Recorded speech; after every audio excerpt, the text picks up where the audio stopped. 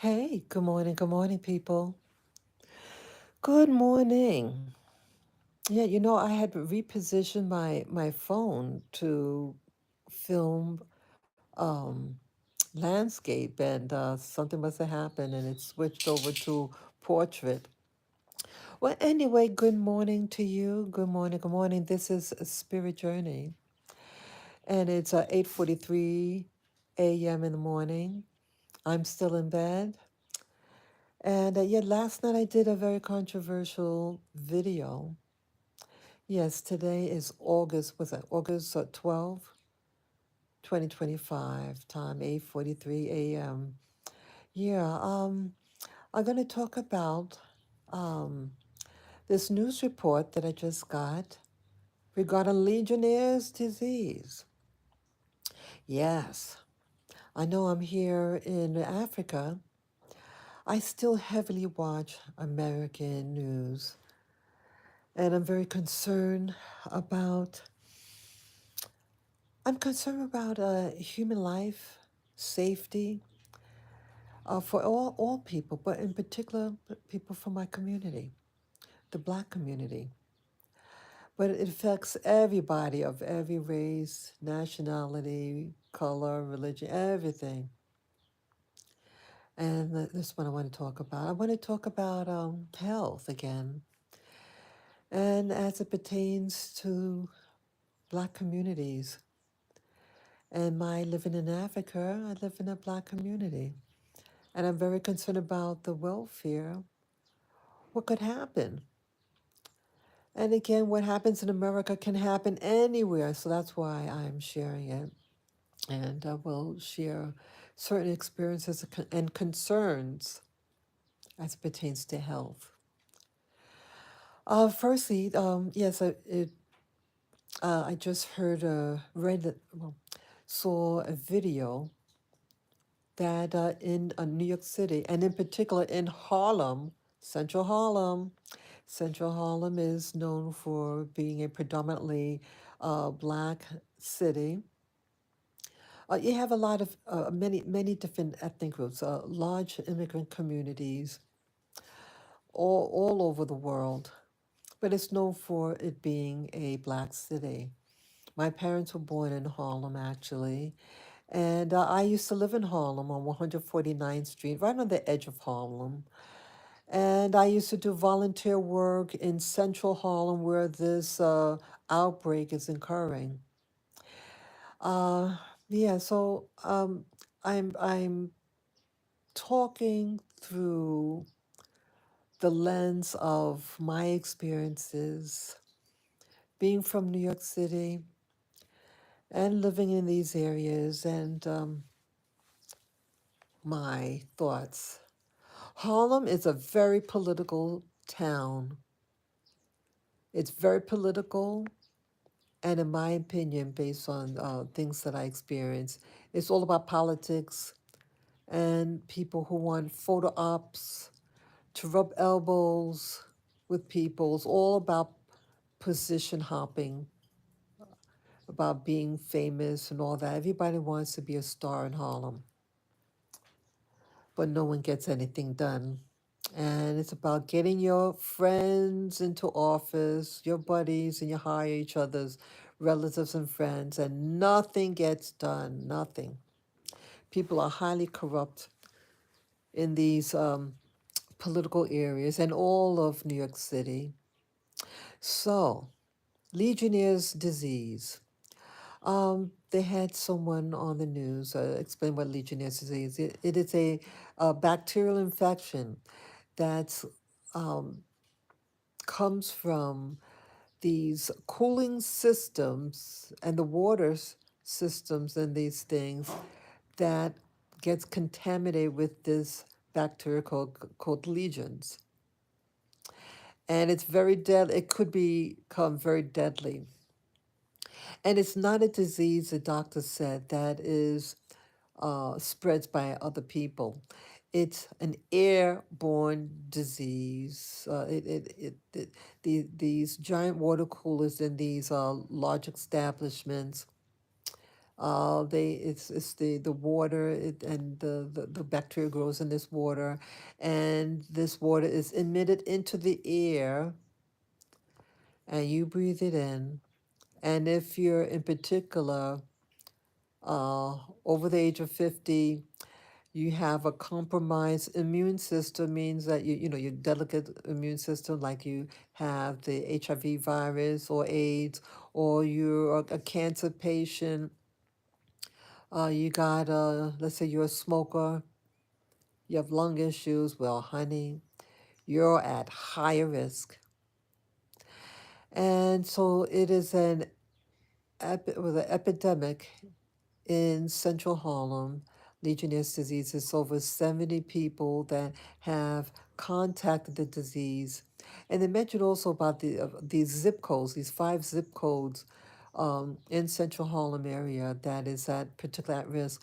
They don't know specifically which specific building or water tower has it, but uh, people are now, they're investigating, trying to pinpoint where these water towers are that are emitting these listeria bacteria, and they had found at least one, and have um, treated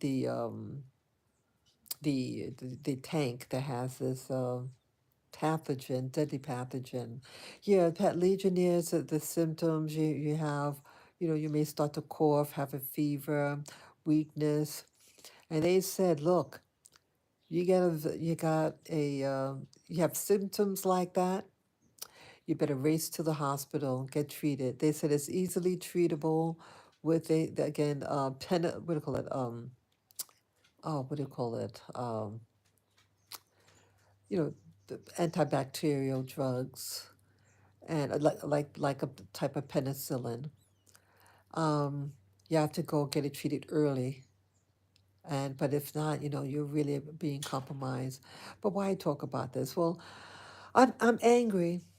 That when I was listening to it, I felt I got triggered when the person that initially came on screen. It was like a public announcement, and they had all uh, the politicians there, and the woman. It was but again, Harlem is predominant. It has a heavy black population and immigrant community, and a lot of the people they had, they were all blacks. And initially, blaming, what's happening, why is it always in black areas, you know? Yeah, you got to ask yourself these questions. But that statement about what she was saying is what triggered me, because there are a lot of things that happen within the black community. And Harlem is a big area in Manhattan, and things don't get done. Why things don't get done? Because again, it's a lot of nepotism. People want to show off. People like the power seat, and they want to feel they're in power, and they want to schmooze the cameras. There are events that happen in Harlem, and it's not about the people. There are a lot of people. It's very crowded, the area. Very, very crowded. Very unclean. Some parts are nicer than others. There are some really nice areas too. But man, it is all a political game. And so she was pointing fingers. Why black people? Why the black community? And that's what triggered me. And that's what had me start this video. I did watch the whole video, but I got a little triggered in the beginning because of the race card. And see, I used to work, well, I did volunteer work in Central Harlem. I had things in Central Harlem, 125th Street. I used to have to go there, and yeah, I had a therapist that I used to go there for a couple of years, and so you see all the trash and all the things out there, and it's just frustrating. It my memory about it was not positive. It's lack of professionalism that is there. There are people who care, but they get burnt out. And I was one of them. I got burnt out. I got burnt out there. Yeah, I used to do volunteer work there in Central Harlem. I worked at Harlem Hospital. Very political. Everybody wants to be in the camera. Yeah, I did volunteer work. I worked at the WIC office. WIC stands for Women, Infants, and Children. And uh, any woman, uh, your doctor could recommend you for WIC. Let's say if you're anemic, you're a mommy, you're pregnant, and you are anemic, you're at a high risk, such as anemia. The doctor could fill out a paper, and you could be, and you go to WIC. It's a supplemental program. They provide some education regarding health, and they give uh, like these tickets or something, these papers, so you can get your um, food, your WIC food. They have things like peanut butter, bread, some cheeses, things like that. It's just to supplement your food, and they interview you to make sure that you're okay, and uh, also to screen, hey, is there any domestic violence happening? In heart, it's really to protect women and their children, make sure that their health status is good. And you can be an illegal alien and get it. They tell you, yeah, and they told me that regardless of their immigration status, you have to service them. So I said, okay, well, if the government is saying that, you got to listen to the government, and that's what my mentality was back then.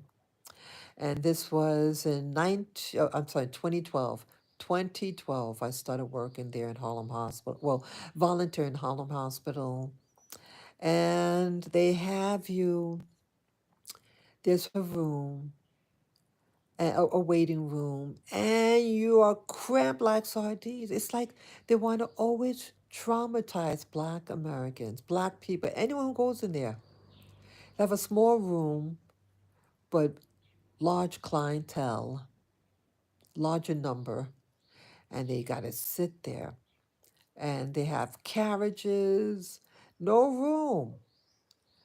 And you have the workers there, and they're overworked, and they have to interview the client, do the paperwork, and the people, they're to get their food and get the hell out. So they're frustrated. You're frustrated because the clientele, and a place like there is a a big chance of getting sick because it's a small room. And again, a lot of people who go there, who are in these programs, are not U.S. citizens. There are many illegals, but you have to service them. And so, how do you know that they're healthy? They can be sick, and they're cramped in a room with other people who may be healthy, and you could cross contaminate. No ventilation, poor ventilation. So something like a Legionnaires could happen inside there. If this airborne bacteria like legions gets in any air vent, and you're cramped in there, you can get it and cross contaminate. You could get sick. The babies could get sick. It's horrible. Why? It's always about money. Everything's always about money.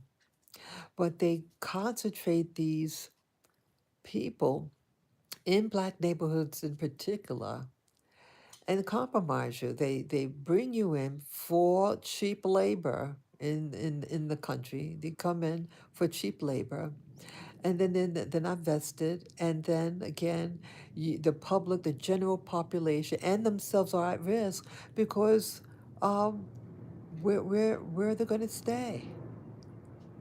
Poor health care, poor nutrition, and you have to pay the tab. They're not in white neighborhoods. They're in Black neighborhoods. brown neighborhoods, and they're zapping your system, and so that community at large becomes poorer and poorer, and then you don't have the money or the services anymore. You're overrun, you know, with the overflow of people and having service these people, and these people aren't being serviced professionally. When you cram them all in there, they're at risk of catching something, and it's sad. It is very sad, and it was a burnout for me. Um, I did my best. I had just graduated from college with my degree in nutrition, my master's degree in nutrition, and I remember when you opened the door into the waiting room, it was like this energy came out of that room and entered my body, and I got a panic attack. I started hyperventilating. I was overwhelmed because I felt it was my responsibility to help the Black community, to save the race, right? To save the race. It was destroying me. It was destroying me. Yeah, I lasted 9 months there, and then I was let go. Yeah, let go of politics. People become very tribal there. And if you're not a member of their particular group, there's a lot of ethnic groups there in Harlem.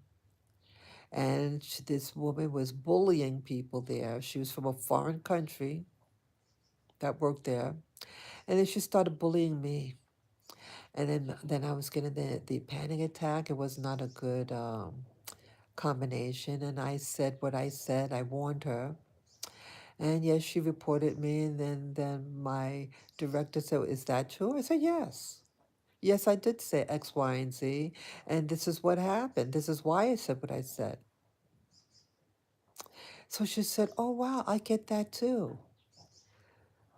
And so she didn't fire me immediately, but I was set up, and an excuse was made, and to dismiss me. And they're both ladies are from the same country. Yeah, tribalism at worst. And yeah, here I'm an American woman. There was hardly any Americans there. Everybody's from somewhere else. And everybody about themselves. And people are suffering. And it was a burnout for me. I came in there with the right attitude about helping the community and saving the Black community in particular. What's happening? How to protect us, our health. Because again, I was a nutrition student, um, and we had to read the statistics, what happens in communities such as the Black community, what happens to us. And it made me feel vulnerable that Black people were walking time bombs of disease. And I was just stressed out. And I just wanted to save us. Well, it almost destroyed me. And it's interesting that it was 9 months there. 9 months is the gestation of a human birth, right? And what did it birth? It birthed stressed out. And I see that people can get uh, sick in trying to save people. And I realized, I'm not the savior. I'm not the savior. You got to save yourself. And so things like Legionnaire's disease could happen in any community that has these water tank system, cooling systems, and poor maintenance. Why is it poor maintenance? Why is it poor maintenance? Because people want to save money at your expense. Black people don't like Black people in America. Everybody wants to call themselves a Native American Indian, right? Everybody's something else. Everybody wants to look like a rap singer or a video vixen, and but they're not concerned about their health. They're not about protecting themselves from um, these conditions. It's overpopulated these areas, and you're living like a sardine. It's like being reliving the transatlantic slave trade in those stuffed ships. They don't care. They don't care. Oh, it's money, money, money. Why bring these, but why have overpopulated cities? Why not spread them out? Because they want you to live in cities. They want you sick and dying and weak. But eventually, it's going to spread these diseases because of poor sanitation, poor maintenance, because you want to save a buck. But somehow they always get these big bonuses, right? They get these big, big, big, big bonuses. And so it's not about you. And let's say, like in a place like Africa where I live in Africa now. Yes, I fled America for my protection and safety. But you know, the world is a small place when you really think about it. And what happens in a place like New York City's Harlem could happen in any community, and in particular where you have a large concentration of poor, of the poor, and you're at high risk. And there's a lot of poverty in Africa. Oh, but we don't want to hear that. We don't want to hear that people could be poor in Africa. They say, oh, it's a rich country. Okay, okay. Let's say Africa, Africa is not a country, but we all know what you mean. Yes, Africa has a lot of richness. It's a place of richness, but you have poor pockets. Okay? Richness, rich resources that aren't being tapped, and you have a deluge of poor people who don't have the means to adequately support themselves. You have people begging all over the place, and you have those call centers, these centers where they have the scammers. You have scammer places in Africa and in Asia and all over the world. But in particular, you have them high concentrations in Asia, and you have them in notorious Nigeria.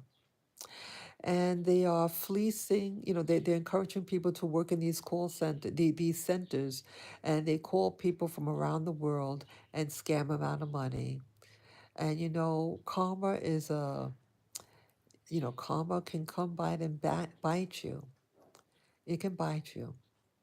What goes around comes around. If you do wickedness because of greed, and it's not like you're using the money that you get to service your community so they don't starve, but you're just pocketing it and just trying to look like a Don Juan. But either way, what can happen in a place like the warm places in Africa? Um, you have mosquitoes, but yet people don't have these mosquito nets. But look, I have mine. I made sure before I came here, I got my mosquito net. But a lot of places, how they build the homes, they don't put nets or screens in their homes. So they're prone to getting mosquito bites. And if that mosquito has malaria, you're at risk. You are at risk. Something else that I see, uh, people are desperate for a living, for money to support themselves. And I'm saddened about that. But there is personal responsibility. There is personal responsibility. And what is the responsibility? Okay, people, you enter a career, a job. Okay, let's say you are a motor driver. Motor meaning it's a motorcycle. Well, do they clean the bikes off? Do they wipe them down? They don't clean them. It's filthy many times. Okay, they give you a helmet to put on. The helmet don't fit properly. When did they clean that helmet?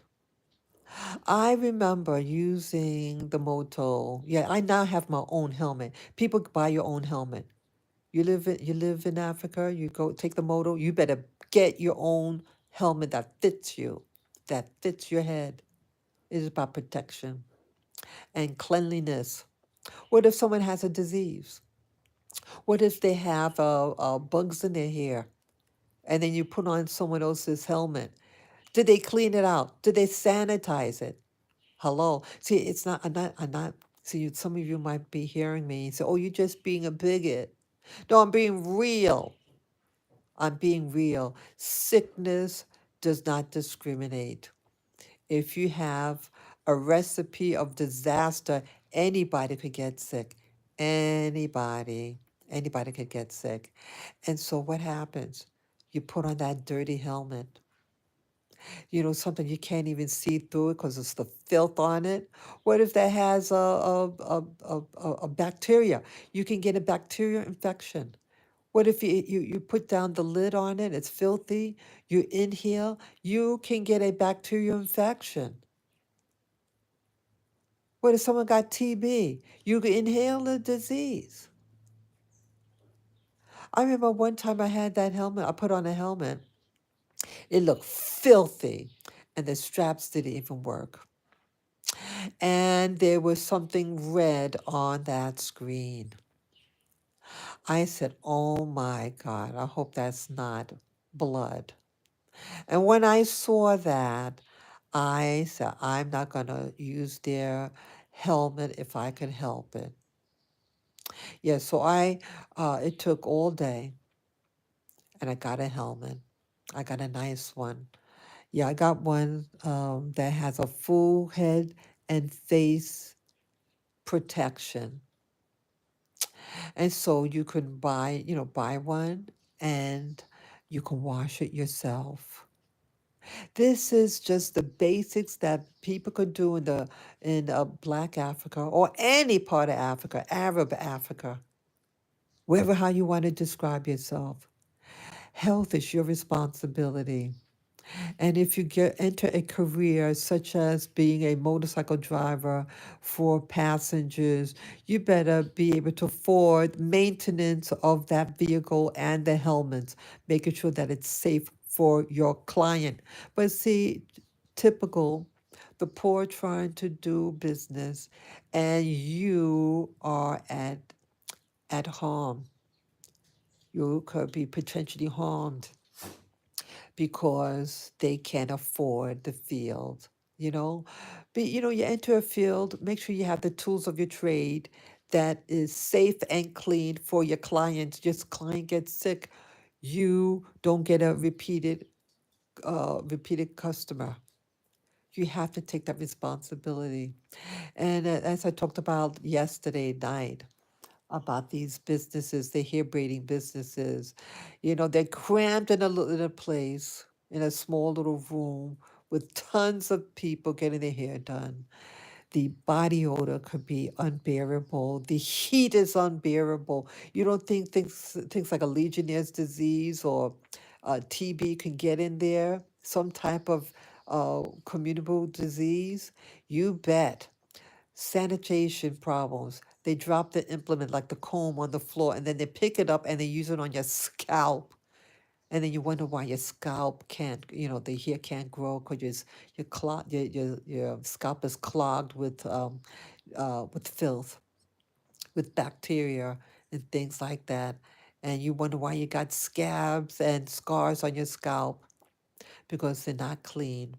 They don't clean the implements. And they think just wiping it on their pants leg is cleaning it. You got to sanitize. But see, they don't have the tools of the trade. They don't have a sanitation solution. And they don't clean the implements. And they're just racing, racing, racing, racing. Something to have multiple people working on your head, coughing on you, not washing their hands. It looks filthy. You go into their bathrooms. Yeah, I went in the bathrooms here in Africa, in the this market area when I went to get my hair done.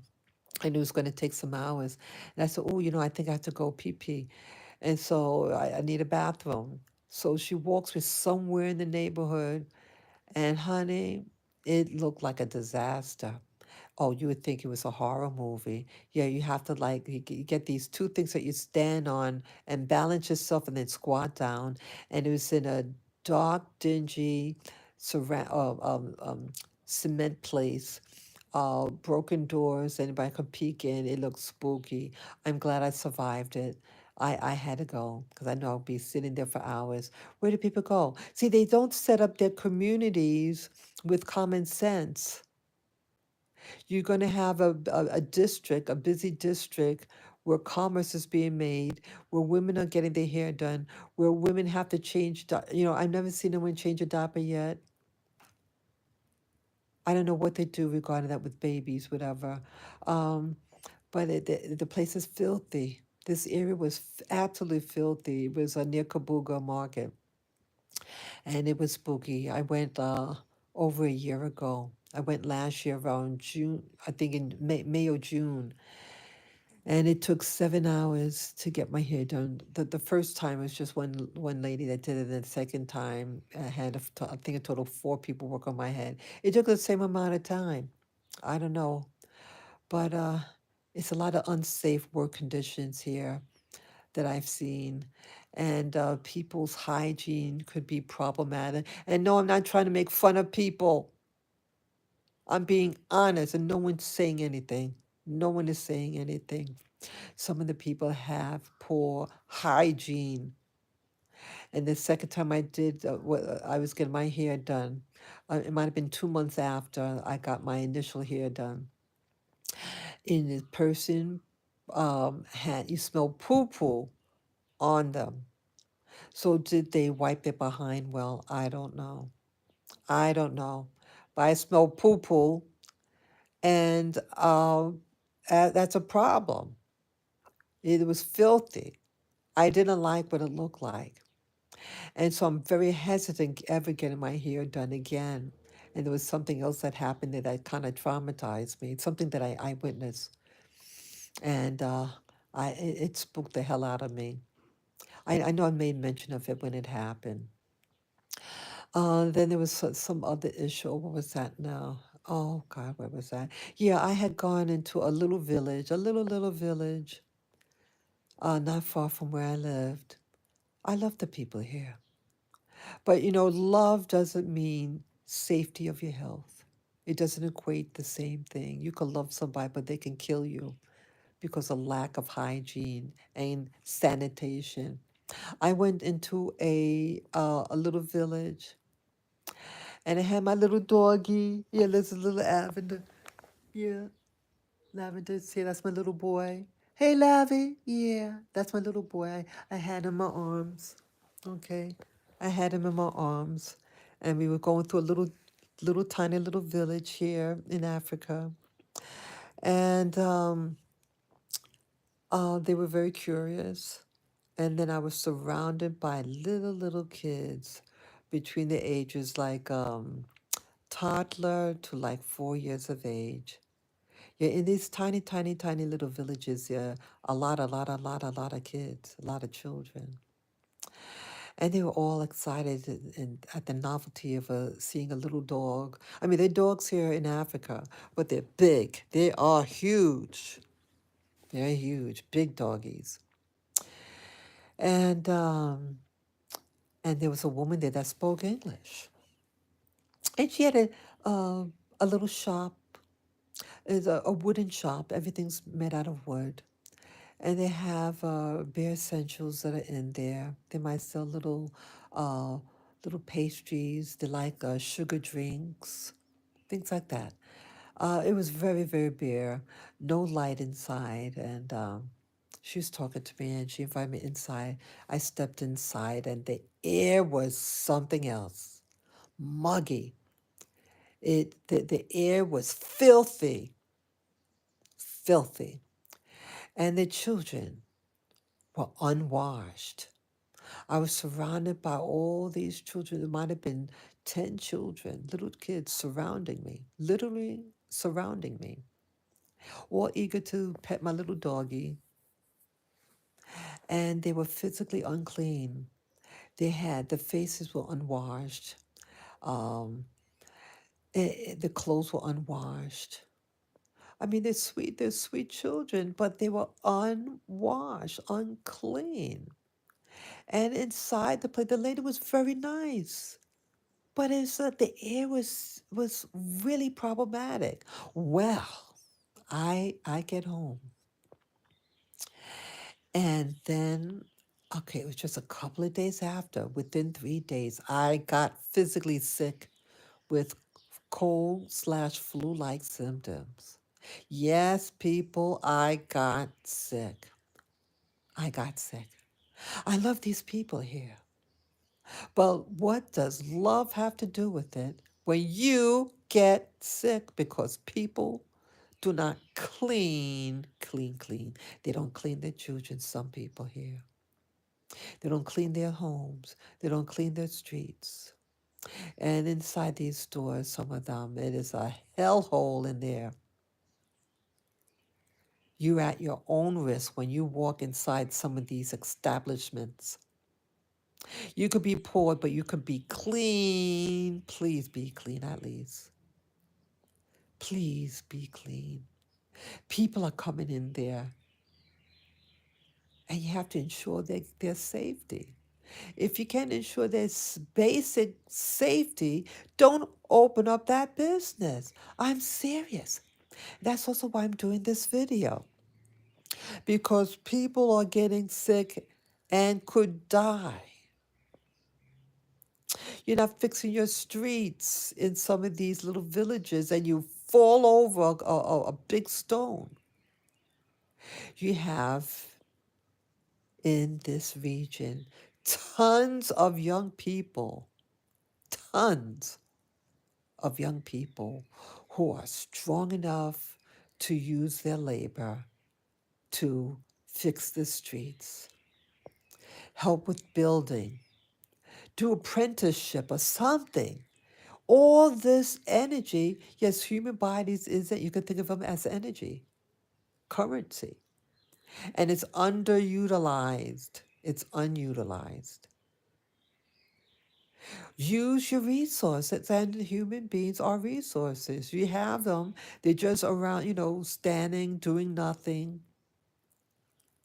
Or some of them wanna, give me job, but they're not clean. They don't just clean. You want to, business is business. Be clean for service, whatever your service is. Whether you're a doctor, lawyer, teacher, carrier of goods, be clean. Have basic hygiene, and you shall thrive. Have personal responsibility over your personal life and wellness. And stop always blaming other people for something that you could do for you and in your community. It's a lot of selfishness I'm seeing out there. Selfishness. People have their own, and that's all they care about. And yet they can be in positions, and they don't use their positions to service their community. Remember when that weirdo tried to, I was being followed, me and another young lady were being followed by a car with a weirdo inside saying lewd things to us. And yes, they have cameras here. And did they ever capture the guy? They should have captured the guy. How many cars are out there at that hour? But yet they never got back to me. I called them. No, I went there in person. That's right. I went there in person. Oh, we're still working on it. Yeah, I bet you are. See that? That's what I'm talking about. Responsibility. Personal responsibility. You make sure you let the community know. Hey, there's a weirdo out there following women in a car. I went to the authorities, and what was done? What was done? See, you could nip it in the head. Just like a lot of these diseases, like Legionnaire's disease. Did someone do the maintenance? Don't they have quality air control, monitoring? You don't do it because, see, people hire their friends and their buddies, and so no one thinks they have to do their job because they're related to so and so, or they're friends with so and so, or they're having sex with so and so. And that's what happens. That's what can happen and does happen in these winky dink black communities that I was a part of in America. And it happens here on the continent of Africa. And then you wonder why all these diseases happen because people aren't doing their job. People don't care about people, they only care about looking rich, showing off, while people are getting harmed. Let's take personal responsibility over your hygiene, personal hygiene. If you have a business, you ride a moto for a living, you better have clean helmets. You better clean your car. And you know also they have broken lights on their car. You know the rear view mirrors. They're often cracked. How's that going to protect us? But yeah, so now what I do when I'm going to take a motor ride, that is the means of my transportation. If I don't walk to a place, I take the moto. I walk and I personally look, cause see, something happened before. I oftentimes the mirrors are broken. So now before I get on a moto, I look to see if their light is broken. You know, when they have a taxi park, when I go searching for a taxi man, I go look and they look at me like I'm weird. And they're finding out like I went to this guy and then I noticed all of a sudden he had a broken light. I said, "Oh, I'm sorry," and I pointed, broke, and walked away. And they're like, "Woo," you know. Yeah, you're responsible over your life too. I would not go and take a motor that has a broken light. And you know what else? They want you to go on the motor and they don't have gasoline. It happened to me at least twice within I think the same week, at least the same month.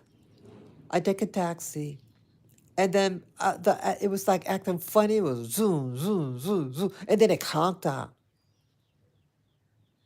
He didn't put gasoline in this thing. He was running on empty. Yeah. So when I had to go to the hospital, and then when I was going home from it, they have this taxi park area. So I go over there, and I pointed, broken. And then when I saw one that wasn't broken, I said, "Do you have gasoline?" I said, "You're empty. You're on empty, empty, empty." He said, "No, no, no, no, no, no, no, no." And then he opened that one guy. He opened up his gas tank and he shook it, and you see all the gasoline. I said, "Okay, okay." So then I took him. Yeah, yeah. You have to protect. You know, you have to protect yourself and try to go. You know, be proactive. Be proactive about um, these motorcycles. There's accountability. You have to have accountability. Stop um, harming your clients with your behavior because your money, you want the money, but you don't want to maintain. You know, it's if it's your career, you know, your livelihood, protect your livelihood and do a good job. Have like a smartphone so you could navigate if you need to know how to get to a place. But many of them don't do that. They don't know where everything is. They don't. It's horrible. Have responsibility, Black people. Have responsibility. Train your people. Train them, and you shall flourish. I don't want to go outside of my community for wellness. I want to stay in my Black community. I want to um, support my Black community. But if you don't have the safety measures at hand, I shall be forced to go where people do take more consideration over their clients' well being. Okay. Yeah, you have to do something about it. I'm very sad about what's going on. Yeah, people in Africa or anywhere on the planet, we're all at risk, regardless of your race, religion, color. You have to take responsibility over the safety of your client or your customer, their health. Accidents happen, yes, accidents will happen, but try to be on top of it. Try and just, You know, don't be money oriented, be service oriented. Be service oriented. And when you're ready for business, open your business. If you're not ready, if you don't have all the things, about safety and cleanliness, if you don't have that set, please don't do it. It is a lawsuit. It is a lawsuit. My doggies died from a bacterial infection because they didn't do their job. They didn't do their job. And I warned them, and they fucked off. And my doggies died. And my doggie here is still sick and is still being treatment that he'll be on for the rest of his life. Yeah, he doesn't look the same. He doesn't act the same. If you have loved ones, if you have doggies that you love, your little doggies. Yeah, my doggies died because of their lack of professionalism down here. Of some of the people. Some of the people are good, but there's a lot of people who are not good at what they do. They're wannabe professionals. And then they want to overcharge you. If you're Muzungu, yes, they want to overcharge you, but they do not give you the service. You're going to overcharge someone, you better have damn good service and cleanliness for them, but they do not. So take responsibility in your own hands if you can. It starts with you, people. Yeah, this Legionnaires thing in New York City, over 70 something people have been exposed. You have 3 deaths in New York City with Legionnaire's disease. And you have many, 20 something people who are in serious condition in the hospital. It is really bad. It is really bad. Someone dropped the ball over in these poor neighborhoods, these nepotism neighborhoods where everybody knows everybody, and they hire their friends and buddies, and no one thinks that they have to do their job. No one is ensuring that they're doing their job. And who gets hurt but you? Yes, this is Spirit Journey, sharing from our heart. And again, if I offended anybody, I apologize for offending, but I am in the mode of protecting myself and anyone who wants to hear, who wants the information. Protect yourself and protect others. Okay? Thank you again for listening. You can write your comments below. You can share your story below. What happened to you? Do you live in a big city? Do you live in a so-called immigrant neighborhood that's cramped, that everybody's getting sick? Share your stories. What's happening to the people there? What's happening to the healthcare facility there in these cramped neighborhoods? You living in Africa. Do you have your horror stories about cleanliness or the lack of cleanliness or the dangerous streets? Share your stories. Start informing and sharing your stories so people know what's going on so they could protect themselves. Thank you again. Peace, love, and joy to the listener. Have a safe, happy day. Bye bye.